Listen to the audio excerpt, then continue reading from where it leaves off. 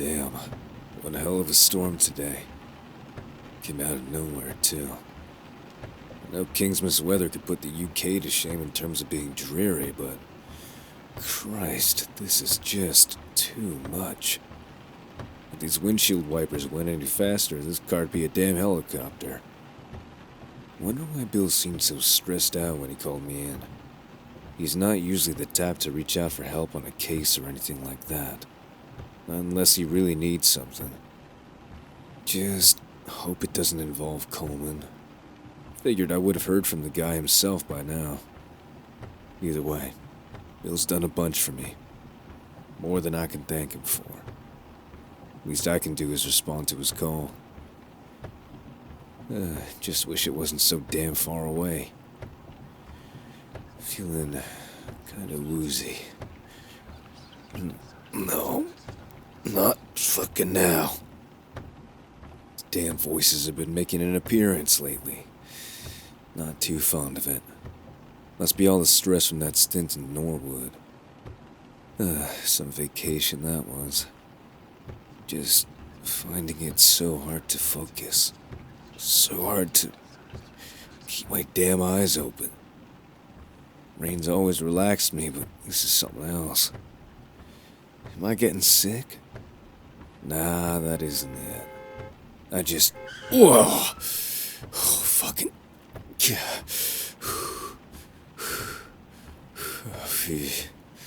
This is getting real bad. Gotta pull over, I'm gonna wind up getting in one hell of a head-on collision. What time is it? Call only came in recently. Should be good to just sit down for a second and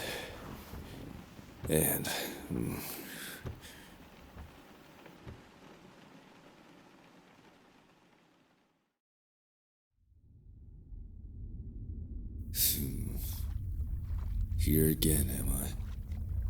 Deep under the water, standing at the edge of something dark and unknowable. Who's that? Coleman? What's he doing here? Christensen tried to speak, but no words left his lips as Coleman's form began to walk towards him. He couldn't move, couldn't breathe. It was like the water filled his lungs with every inhalation, yet he wasn't drowning. The whispers, they grew louder, thronging in his head, as if they were trying to break out from inside of his skull. He squeezed his eyes shut, placing his hands on the sides of his head in an attempt to escape from this strange dream. He opened his eyes again, gazing out at Coleman, who stood before him. So much the same, yet so different. The color had drained from his skin, the eyes replaced with soulless, dead pupils that stared at him without care. The fading rays, piercing through the murk coming from its unseen source above, began to fade. Coleman pressed his hand against Christensen's chest, sending him careening over to the edge. Christensen tried to speak once more, but the words disappeared into nothing as he sailed down into the abyss. Coleman, the light, it all began to fade away as tendrils wrapped around the man's body, pulling him deeper. He closed his eyes, feeling almost comforted, despite the cold that surrounded him. The restraints feeling more like an embrace than a death sentence. Why? Why am I even trying so hard to solve this case? What would I even be solving? There's no leads, and everyone thinks I'm fucking crazy anyways. I'll never earn anyone's respect. While I could be making a difference, I'm just stuck in my own head, chasing phantoms. Maybe it really doesn't mean anything if I just stay here, away from the life of being an alcoholic, playing into shitty TV detective stereotypes. I can't even focus on anything besides this obsession with the Jekyll cases. The murder is akin to the events of the coast. How would I even be able to find anything if Bill couldn't pick up anything from the auction house? If Coleman couldn't find anything up in Norwood? Is it... Do I just want to be near these cases? It's like I'm drawn to them. Everything I've learned thus far has fallen into my lap. Being a chance, circumstance, like we're chasing each other. Round and round in circles. Maybe I just... The rain. Where'd it go? Did it stop?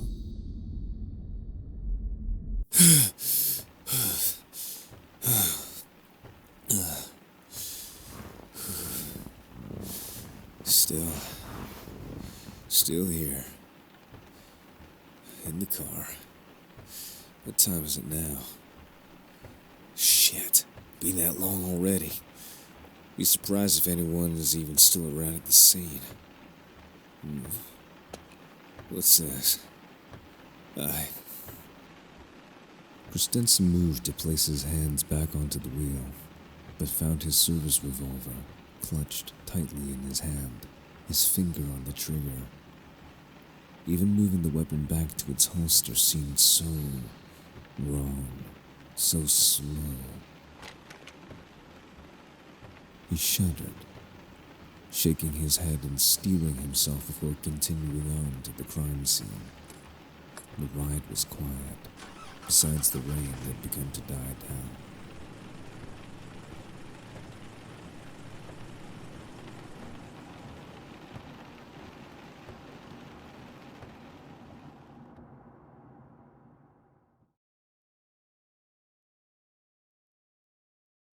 Jeez, must be a pretty big scene.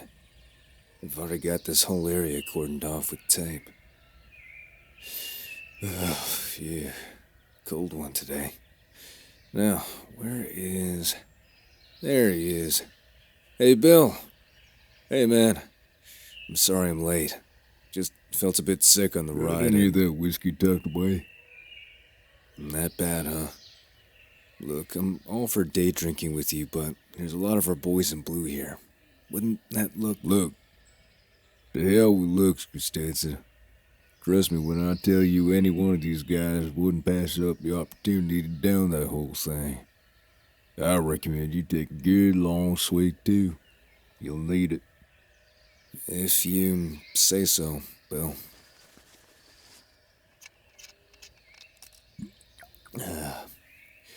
Here you are. Whoa, go easy. You still gotta drive, right? Nope. Not in the headspace to be driving right now. Came here with another officer anyway, so I'll be set. So, what's happening here?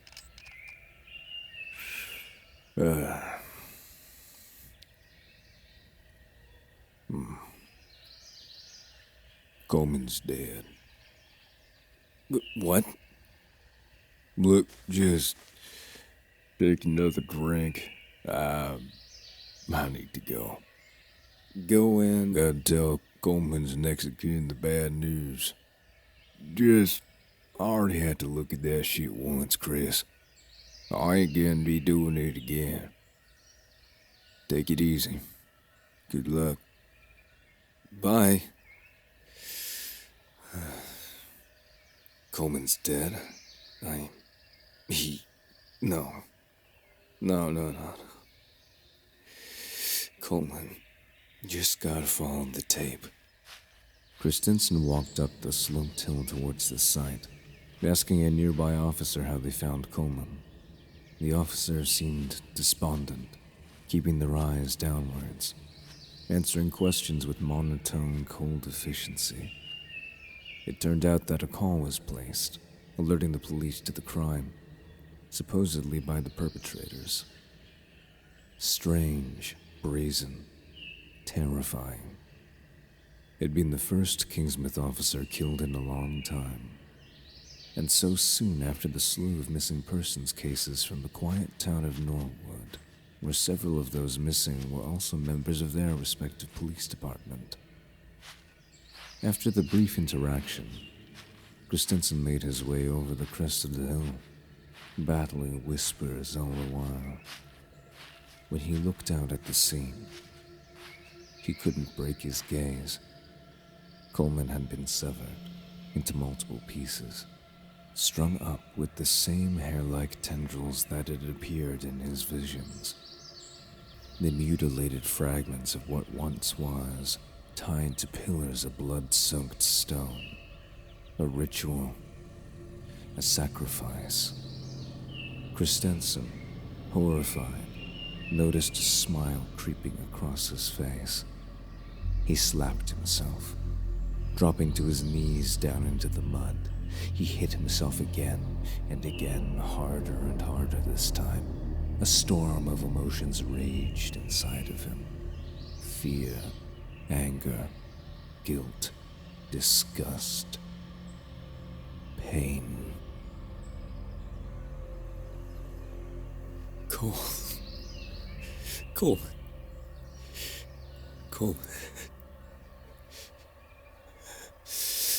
All right. Come on up, man. Up, damn it! Observe. Look at it. At him. You did this. Fix it. Now, right it. Make it right. What is there here? The cuts. They're crude. They hacked him to pieces. Not sure whether or not it was post-mortem. I only pray it was. These pillars, they're not from around here. Would have had to be dragged up that slope. I'm sure someone's already taken a look at the stones and are trying to figure out where they're from. The hair, so much of it. More body parts. Looks like there was some method to the madness. While the cuts are untrained, it looks like they knew what they were looking for.